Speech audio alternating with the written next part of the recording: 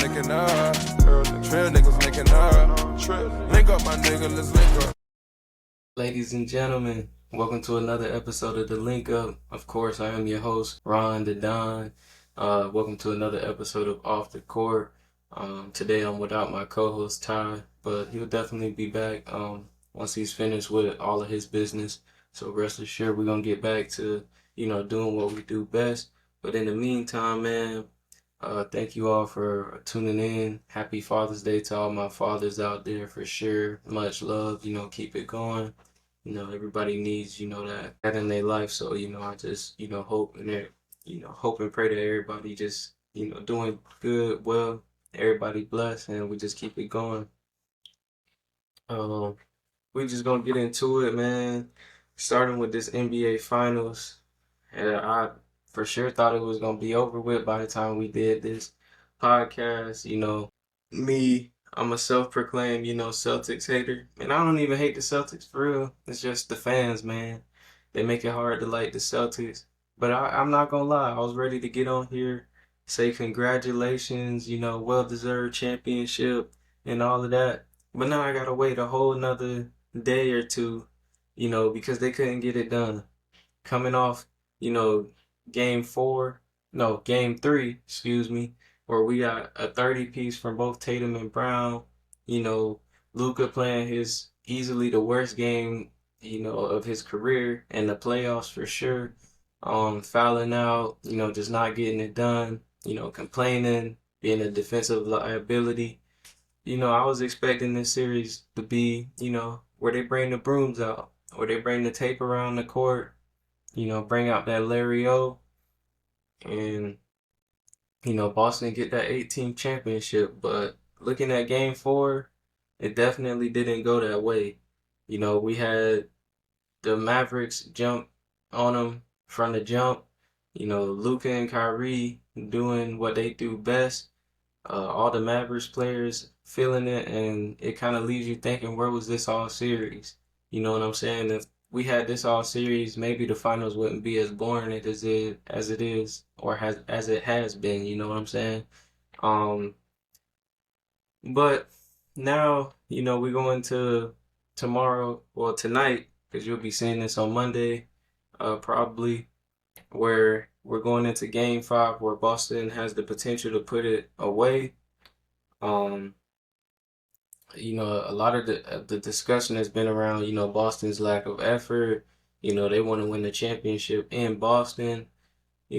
For me, I don't really want to hear that. I feel like, if you really wanted that championship, why wait? You was gonna have a parade in the city. I get it. Everybody want to finish it at home. I respect it. But at the same time, business is business. Nobody on Boston scored over 20 points in that game. It was just a runaway from the start with Dallas. A lot of people, feel like Dallas could be the first people to come back, 3-0. I'm sad to tell you it's not happening. Look, I don't like Boston as much as, everybody else. You see what colors I'm wearing, Miami Heat lifer, you know what I'm saying? But Boston's just too good. With or without Porzingis, they're not giving up, a 3-0 lead. It would be like, Boston, the Boston team we've seen, over the past couple years to do so. But I don't think it's happening. Unfortunately, I think it's their time. Jaylen Brown has been playing some of his best basketball. Tatum, has been playing pretty good, and everybody else. So I just think this thing it gets wrapped up in 5 games. What I feel like Dallas tapped into last game, definitely getting just everybody involved. I saw like Luka early on, not just settling for jumpers, but, moving the ball around, allowing Kyrie to get hot, Derek Lively hit his first career 3. So, things like that, just getting the crowd into it. Unfortunately, game 5 is going to be in Boston, but, I feel like if they can carry over that energy from game 4, keep it close, allow, Lua can play some sort of defense. You never know. Maybe this series goes back to Dallas. and they can win and, change history. Uh, like I said, I don't think it's gonna happen, but it would be incredible to see. As for Boston, all they gotta do is just show up to the game and play how they've been playing against, Dallas 3 out of the 4 games. Um, as long as they get that Boston team, they're gonna be hosting up that Larry O'Brien trophy. There's a lot of debate about who's gonna be the Finals MVP. Uh, it could really go either way. I know a lot of people are saying Jason Tatum, Jaylen Brown, Drew Holiday. So whoever has the best game, in this game, if the Celtics do win, that's who I feel like is gonna be, the Finals MVP. Um, Also, with that said, RIP to one of the greats, Jerry West.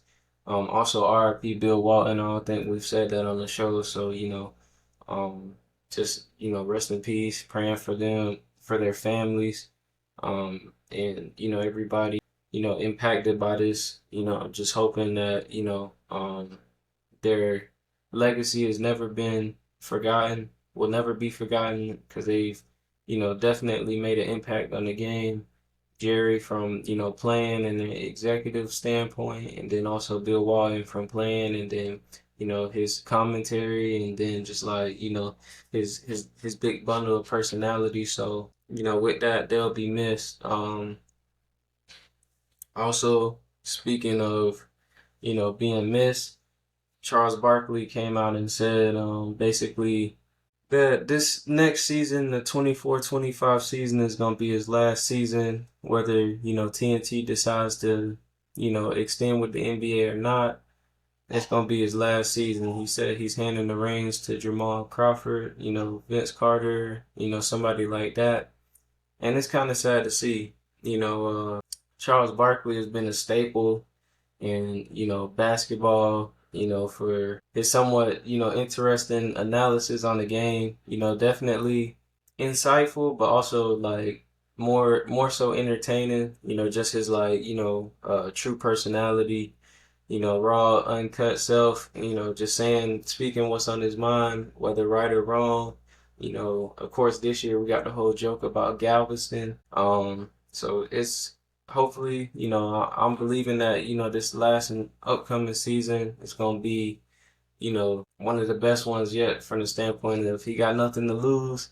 He going into his last, season. So who knows what he might do and say. But, definitely Charles Barkley is going to be missed. One of my favorite personalities ever, like him and Shannon Sharp, just like one of my favorite two sports TV personalities. So definitely wishing Chuck all the best, even though it's not over yet. But, when it comes to that, wishing him all the best. A lot has happened in this past couple of weeks. I'm gonna try to get into it the best I can. We're gonna move on to Adam Silver's comments. He was recently on NBA Today on ESPN this past week, and he basically talked about a lot of things. He said, he would have liked to see Caitlin Clark on Team USA. I know that's been a topic of discussion. If you want to hear more about that, check out our last pod in which we discussed that. He also said, two noteworthy things. One was, that the likelihood of getting a team back in Seattle is becoming increasingly likely, especially with, the new media rights deals.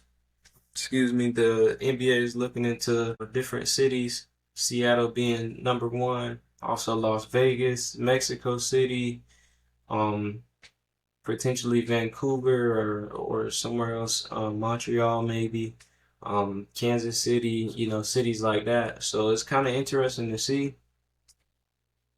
Me as a NBA 2K player, I go play my GM and, build my own. For that to actually happen in real life, it's going to be kind of cool. Especially with the Sonics, man. I love love Seattle, the city. I've never been, but it just seemed like a cool place. They are responsible for a lot of great hoopers, Jamal Crawford, DeJounte Murray, Paulo Banchero, guys like that. And, some of those Sonic teams was the best. My favorite iteration was with Ray Allen and Rashard Lewis, um, Luke Rittenauer, those guys. So I know Seattle's been fiending, to get their team back. So, it's all in perfect timing. I definitely think Las Vegas is another um city that's gonna get it, based off of they had the Team USA practice there. They have the Las Vegas Summer League, everything. They just had the in-season tournament there. So I definitely think Las Vegas is getting one. I don't really see it going over two teams, being expanded. I think, they'll just probably add in two teams and keep it at 32. I'll be surprised if they have more than two, but, who knows?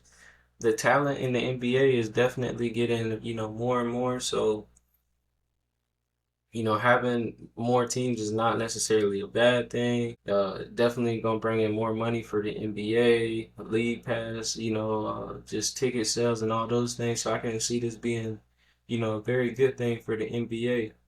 Another thing Adam Silver also addressed on this episode was, the conversations around the All-Star game, which is, for the lack of a better term, been underwhelming the past couple of years. Really, it just seems like, you know, the players go out there and go through the motions. And, I understand both sides, but as a consumer and a fan, you would like to see the players that you voted for in the All-Star game or the players like that you really wanted to see to go out there and put on the best show possible, but also get it from, the other standpoint of it's an 82 game season. No player wants to go out there and really get hurt and, lose a lot, so it's just one of those things. And as far as Adam Silver, he just said that it seems like they're past the point of the All-Star game becoming competitive. And with, events like the 3-point contest with Sabrina and Steph, that the All-Star weekend is heading towards like less about the game, but more of an entertainment value. And which, I can see this definitely happening, you know, uh, especially if they do like a Splash Brothers versus Sabrina and Caitlyn for All-Star. I know that's gonna bring in a lot of views, but it's not just the All-Star game, it's the All-Star weekend as a whole. To be honest, the only good event personally is the 3-point contest. And sometimes, that's hit or miss for me. I thought the Rising Stars thing was pretty good this weekend, especially like, with the little back and forth with Ben Mathurin and Jaden Ivey. That made it quite interesting. But other than that, it was kind of a lackluster weekend. Nothing too eventful. It's just, everybody going through the motions. Which, like I said, I understand it from wanting to preserve oneself. But what I would like to see personally, and I've heard like, many people say it, maybe like, a King of the Court style tournament, or maybe what they could do is make a tournament to where all the all-star starters, like how they do, is announced, but each team gets, each player, excuse me, gets the ability to draft a team of three from a pool, or a pool of 15, and then each player, or I don't know how the numbers will work. Like, sorry, I'm doing this on the spot, so it might not come out perfect. But each player basically gets, the opportunity to like draft their own team. Maybe you could do like a 3v3 tournament for All-Star weekend and have it take course like throughout the entire weekend, and then have like, the dunk contest happen like in between the Rising Stars game, happen in between, stuff like that to keep it more interesting. And maybe that'll bring out a more competitive, nature in the players. I know people talked about potentially doing Team USA versus, the international players. That could be an idea, especially with the growth of the game and, seeing all the best players in the league, such as Embiid, Jokic, Luka, Giannis, Shea, all those guys. So I could definitely, see that happening too.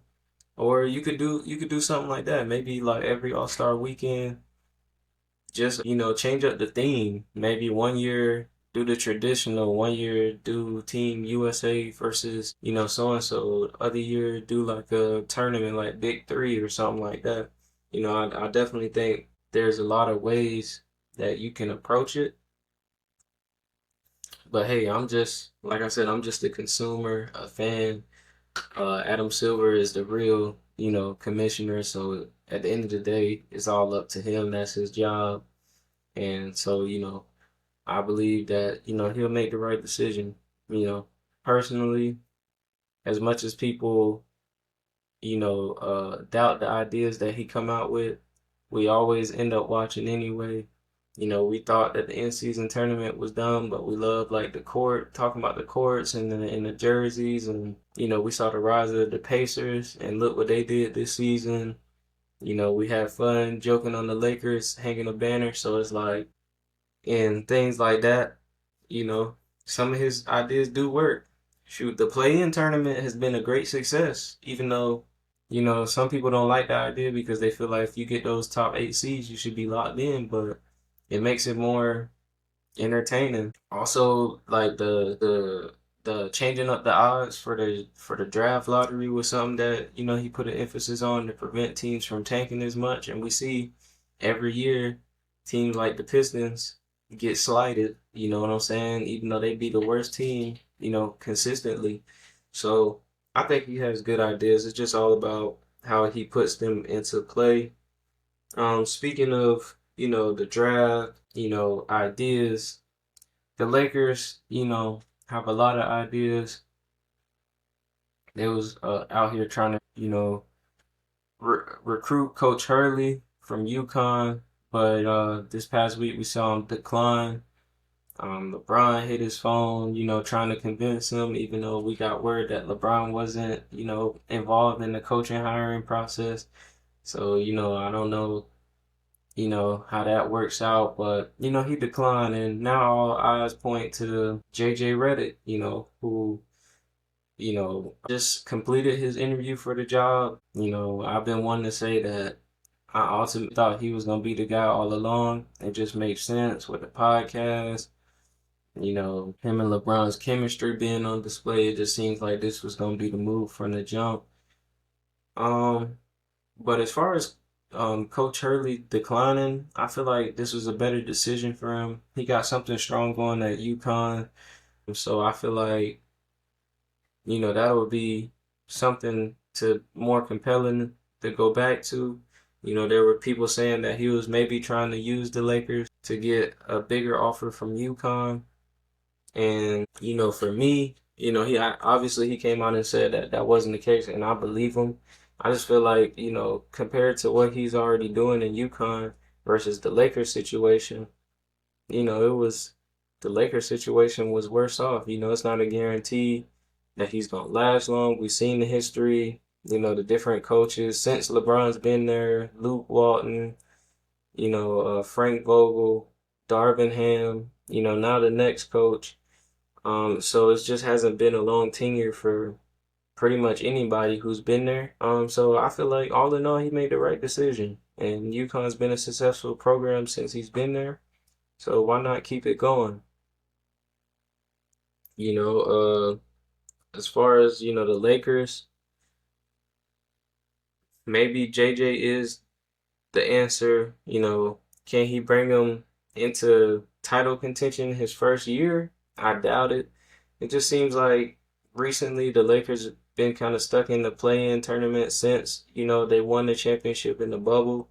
And, them letting Caruso walk, KCP leave, just like real key guys that really kind of like fit LeBron and AD, guys that was like, willing to play their role and do the little things. And, it's just for the chemistry wise, it was just the best thing. Also, I feel like, AD isn't the AD of old. He's still a great player, but it's, you know, LeBron can't be the first option. Can AD be the first option consistently?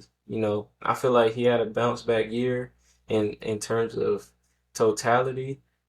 Played more games than he has been in a while, was more consistent. But depending on what AD we get next season, it just all depends. So for me, I just feel like Lakers got bigger plans. We still don't know. I mean, bigger things to think about. We still don't know what's gonna happen with Bronny James. Um, I think he's going to the Lakers. You know, but could the Lakers utilize their picks on a better option? You know what I'm saying? Like Lakers just have, bigger things, bigger fish to fry. Uh, Speaking of, California and, the sports in that area, Klay Thompson has gone noticed for unfollowing, all Warriors related pages on IG. Everybody was making this a big deal. Draymond Green came out and said that it's hilarious. That people think that this means anything. But to me, I don't think it means nothing. I got I got Klay touted to stay. Uh, I feel like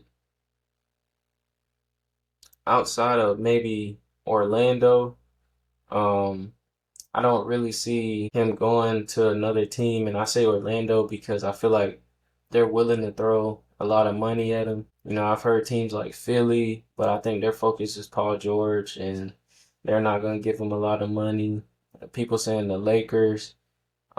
I don't even know if the Lakers really have a lot of money to bring in, what Klay was reportedly looking for earlier in the season. So I just think, the Warriors keep the band together. Especially because, there's been rumors about them trying to acquire Jimmy Butler. So, being that Klay is experienced and he already fits on that timeline, it doesn't seem like the Warriors are ready to start breaking up their big three rather than, retooling around it to make, go for another championship before it's all said and done. Um, I mentioned Paul George earlier. It was reported that him and the Clippers aren't on the same page. Which in PG's shoes, I understand completely. You paying Kawhi over me, and I've been there in the biggest moments when Kawhi hasn't. Granted, I haven't got as far, but I've been trying my best. But I didn't come here to be the best player. It's supposed to be Kawhi all along, and because I feel like I'm more consistent than him. There should be no debate as to why I can't make, the same amount of money. I'm giving you, almost the same production when I'm on the court. So I get it in PG shoes, and you gonna pay Harden to stay without hesitation. But Philadelphia is willing to offer me more. It's tough, I feel like with the new arena opening, and the Clippers really set off to like be their own team and step out of the Lakers' shadow, or at least trying to. It hasn't been done yet. They've been saying that when Kawhi got there, it was his city now and all of that, but they haven't really done anything. They got Tyronn Lue back. He's extended, but I wouldn't be surprised to see Paul George in a Sixers jersey if his money is what he wants. Because I honestly feel like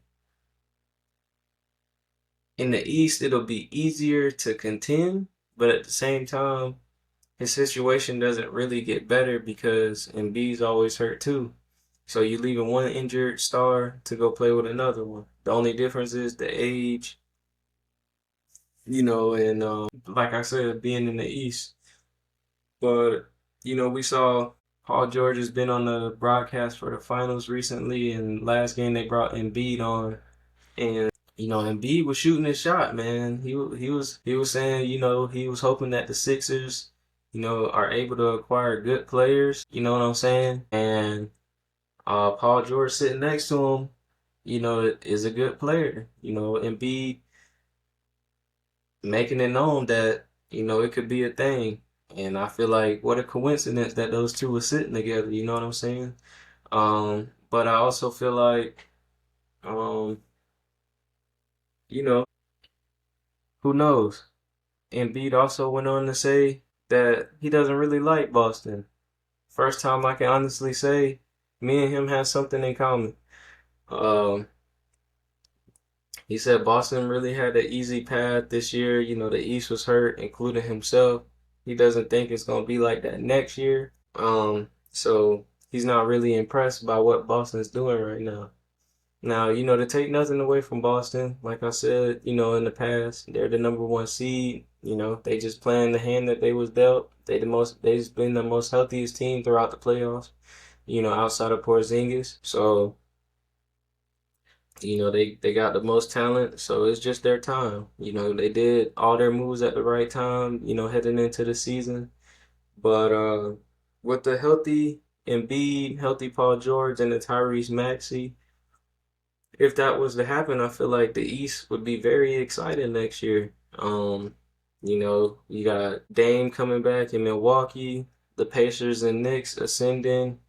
Um, and then, you know, if Donovan Mitchell stays with the Cavaliers, they're gonna be in the conversation. So it's just interesting time, you know, to be a fan of the NBA overall, and an interesting time, you know, to be watching and see how it plays out because there's been a different champion every year, so it's not as easy to call it, you know, who might be the champion next year. You know, me personally, that's why I wanted the Celtics to just go ahead and in the finals so we can get into all the, you know, off-season deep dives, look at every team, you know, the draft process, but you know, the longer this goes on, the longer we're gonna have to wait. So, you know, but it's all good. Um, you know, with the East getting tougher next year, one team that it was very tough on was the Milwaukee Bucks. Uh, Recently Doc came out and, you know, did said Doc like things. He was just saying, you know, when it came to Damian Lillard and, you know, his time in Milwaukee this season, he didn't really realize that, you know, Dame wasn't in shape and that Dame, you know, when they sat down and talked, Dame basically told him that he wasn't in shape this season, that he never really had a chance to get in shape. And, you know, I say that this is a Doc-like thing to say because, one, he's calling out his player for not being in shape, you know, telling him that Dame, something that Dame probably said. You know, and Dame doesn't seem like a guy that, you know, wouldn't mind saying it, you know, but Dame doesn't seem like a guy that makes excuses either. Unlike Doc, you know what I'm saying? Doc, the way this comes off is like he was making the excuse because Dame wasn't in shape, you know what I'm saying? Uh, that Dame wasn't in shape, that's the reason, you know, the Bucks didn't have success. But as we all know, the Bucks was actually doing way better prior to Doc being there with Adrian Griffin. You know, even though Doc was a consultant, it just didn't work out for Milwaukee. Granted, by the time they got to the playoffs, you know, their whole roster started breaking down, starting with Giannis. But I don't know. I just feel like this Bucks team, their biggest problem was letting Drew Holiday get away. And I'm not saying, you know, don't go after Damian Lillard because that's what you needed. You needed somebody to close games for you. You needed somebody when the game was tight to give the ball to and say go take us home. So I definitely think Dame was the right choice, but at what cost? As you can see, Drew Holiday is now in Boston, you know.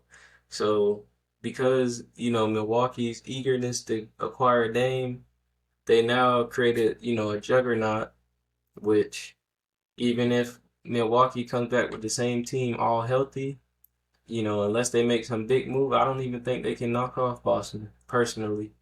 You know, I think Giannis is gonna do his thing, Dame gonna do his thing, but outside of them, you know, do they have enough? You know, Boston, I just feel like is the more complete team. So, and then you, on top of that, you know, we've had questions about Doc's, you know, coaching. You know, we've seen him blow leads in the playoffs. Uh, so like, is his coaching gonna be enough? Is he gonna be able to make adjustments? Is he gonna be able to put his star players in positions, you know, to get them over the hump? It's yet to be seen. So that's definitely one thing, you know. to keep an eye on. Now, going to another team in the East, my team, the Miami Heat. They have a lot of things that they need to address, starting with the Jimmy Butler situation. I honestly think at this point they shouldn't hold their breath on the Donovan Mitchell situation, and all signs point to him, extending in Cleveland. So, but Bill Simmons actually came out with a pretty interesting, and this was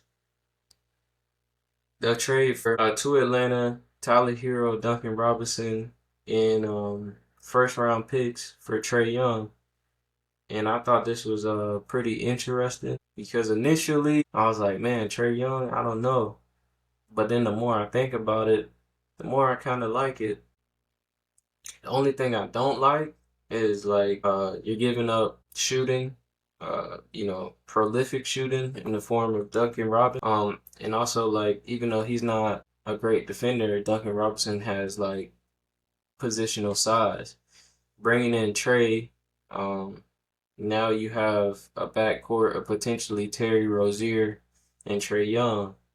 So that's kind of scary, defensive end. Granted, you got Jimmy and Bam, but it's only so much they can do. I like this trade though. Initially I didn't like it, but I'm starting to like this trade even more because now that I think about it, that's what Jimmy and Bam want to do. They want to play defense. Jimmy, at least in the regular season, he's not trying to go to the ball and score 40 points. That's not Jimmy. Trae Young has no problem doing that. He has no problem, taking the reins. We've seen in Atlanta, the your turn, my turn thing with DeJounte Murray is not really clicking as the Hawks kind of hope it would. So I feel like in Miami, he wouldn't have that problem. Him and Bam pick and roll would be great. Um, I know Spoelstra, if any coach can figure it out and unlock him, I feel like Spoelstra could do it. And, I feel like Trae Young is never going to be an elite defender at all. But I feel like when it comes to like steals, Trae Young is very underrated in that department because I've seen him, at least put in effort. Sometimes now, he's been, called a coach killer and rumored to, not give his all when he's in a situation that he doesn't like. Could that change in Miami? I don't know. But I feel like Miami could surround him with, defensive talent to cover for his flaws if the only thing he has to do is score. So in that, you know, respect, I actually like the trade, you know, being that Bill Simmons is a known Celtics fan, it's kind of shocking, you know, it's kind of like, is he saying this, to bring the Heat down or bring them up? But, I like this trade from Bill Simmons. So, me, I'll give it A minus. I like it. Let's see what else we got here. Um, little WNBA action. Earlier today we had the Fever in the Sky, in which Caitlin Clark, Aaliyah Boston, and the Fever came out on top. Now 2-0 in the season series against the Chicago Sky. Of course, Caitlin Clark, Angel Reese, Sky, Fever. This game wasn't without fireworks, as we saw. Angel Reese pick up a flagrant one foul on Caitlin Clark with a blow to the head, which was really the talk of the internet. But both players came out after the game and said it was just nothing more than just basketball. I know everybody's gonna have their thoughts and opinions on it otherwise, but all in all, it was a pretty good game. It was back and forth, a lot, especially in the first half. As far as like from a scoring standpoint, it was pretty exciting. On the Fever, you have 4 players in double figures. On the Sky, you have 5. Cardozo and Angel Reese both had double doubles. Speaking of Angel Reese, I know they lost today, and she hasn't been able to get, as far as in the win column, the victory over Caitlin Clark. But honestly, as far as the rookie of the year race, I know everybody is saying Caitlin Clark, but I wouldn't sleep on Angel Reese. After this game today, she's now had a double double in her last 6 games. So from a production standpoint, she's been pretty consistent in that area. Also Cameron Brink, another rookie, Aaliyah Edwards, Rickea Jackson, but mainly, Clark, Reese, and Brink are definitely up there. And we still got a lot of season left. So I just wanted to give Angel Reese, her flowers. I know she and Shaq has been saying that she belongs in the conversation. She definitely is. I know her comments can come off as a little haterish, but when she's on her game and she's backing it up and she's, pulling in rebounds, scoring points, and doing her thing, you know, it gotta affect the win column. But as far as individually in the rookie of the year, she keep going on this pace, I can see it happening. Of course, Clark got all the, attention and the media attention, especially when she has a good games. But she's had, some down games, and some high turnover games. So, it's all about who's going to be consistent. And I feel like as far as on a consistent basis, Angel Reese has her beating that category. Um, I also want to get into, the game from yesterday, the Liberty and the Aces. The Liberty picked up the victory in which they went to 12-2, and the Aces fall to 6-6 with a Liberty win of 90-82. This was a pretty exciting game. Jonquel Jones got her career high of 34 points. Sabrina Ionescu doing what she does, 15 points, 12 assists. Stewie, 14 points, 12 rebounds. Asia Wilson, 21-9. Kelsey Plum, 22 points. It was a pretty exciting game in this finals rematch, but I don't know. It just seems like the Liberty are in it to win it all. Them and the Connecticut Sun and the Minnesota Lynx have been like, the 3 best teams this season. But it just seems like at the end of the day, I feel like Stewie, Sabrina, Jonquel, like they're getting that chip this year. I don't know if it's recency bias or anything like that. And I never want to count out the Aces because, a couple episodes ago, I was just calling them a dynasty. But I feel like, this might be the year. There's been talks about is the super team era dead? I don't think quite yet. But because I feel like the Liberty, is a super team. They have a big 3.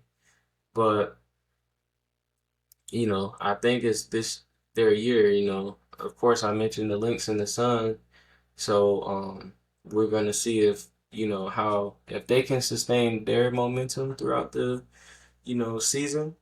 Uh, I know that the Liberty are slated to face the Lynx on June 25th in the Commissioner's Cup. So that's going to be pretty exciting. I want to see what the Lynx, are they going to rise to the occasion in this moment? Shout out Kayla McBuckets. She's been having a phenomenal stretch. But I feel like, Brianna Stewart has been balling. Sabrina's been balling. Jonquel has been balling. I just feel like it's their time. With that being said, sorry if I was going on a little fast today. I'm used to, back and forth. But we gonna be right next week. So, as always, I appreciate everybody watching the pod, man. I appreciate the support. If you can, like, share, comment, subscribe, follow us on all your podcast platforms.